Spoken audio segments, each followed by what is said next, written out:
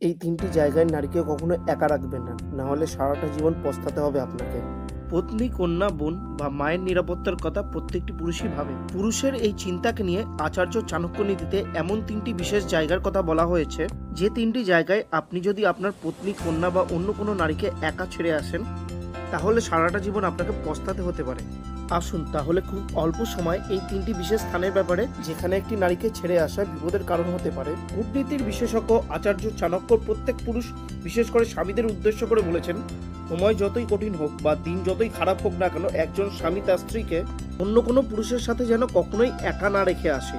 তাদের পুরুষটি যতই ঘনিষ্ঠ বা আত্মীয় হোক না কেন, নিজের স্ত্রীকে কোনো পুরুষের সাথে একা রেখে আসাটা নিজের পায়ে কুড়াল মারার চেয়ে কম কিছু নয়। কারণ যখন একটি নারী আর একটি পুরুষ একসাথে থাকে, তখন তাদের মধ্যে না চাইলেও কাম বাসনা জাগ্রত হয়।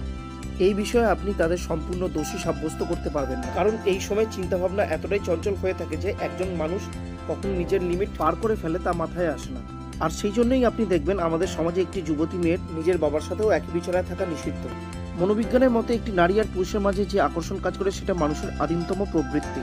দ্বিতীয় কথাটি হলো, স্ত্রী যদি নির্দোষ হয় কিন্তু প্রতিবেশী বা আপনার শত্রুরা তাকে দোষারোপ করতে থাকে, তাহলে স্বামীর উচিত হলো স্ত্রীকে তার পূর্ণ সমর্থন দেওয়া, তাকে অন্যের সাথে বচসা করার জন্য একা না রাখা। এক কথায় স্বামীর উচিত হলো তাকে মেন্টালি সাপোর্ট দেওয়া, কারণ একজন নারী তার নিজের ঘর ছেড়ে এই বিশ্বাসটাকে আগলে ধরে এমন একটি হাত ধরেছে তার স্বামী তাকে সাপোর্ট করবে, তার নেতৃত্বে একটা ভালো ভবিষ্যৎ সে পাবে। তাই স্ত্রী যদি বিশ্বাসযোগ্য হয়, স্ত্রীর পবিত্রতায় স্বামীর যদি সন্দেহ না থাকে, তাহলে তার পাশে থাকুন। তৃতীয় কথাটি, আচার্য চাণক্য বলেন যে স্ত্রীর অসুস্থতায় তাকে কখনো একা ছেড়ে দেওয়াটা উচিত নয়। কারণ একজন স্বামী যেমন তার স্ত্রীর কাছ থেকে শান্তি, মায়া, সেবা আশা করে, ঠিক তেমনটাই একটি স্ত্রীর ক্ষেত্রেও প্রযোজ্য। তাই একজন পুরুষের উচিত হলো স্ত্রীর অসুস্থতায় তাকে একটু সেবা করা, এই কষ্টটাকে ভাগ করে নেওয়া।